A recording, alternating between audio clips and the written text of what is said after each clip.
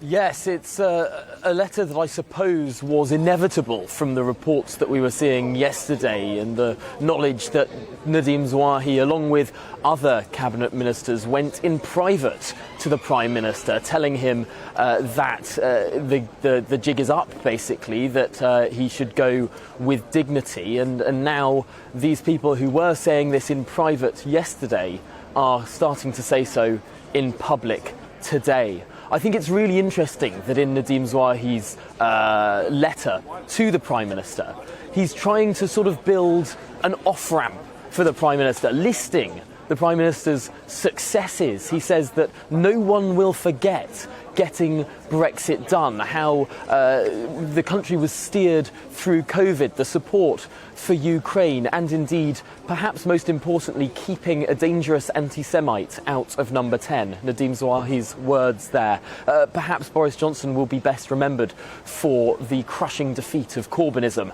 and radically changing not only the face of Parliament in his big majority, but how the Labour Party is run too, squashing Jeremy Corbyn's legacy there. It's interesting that off-ramp, perhaps, talking about the legacy of the Prime Minister, talking about all that he's achieved in the last 3 years. Perhaps that is the way to convince the Prime Minister that this is coming to a close now, talking about not the fact that he must go and how messy everything looks now, but what this Prime Minister has achieved in the last 3 years. That being said, no significant signs now yet that the Prime Minister will bend to this pressure.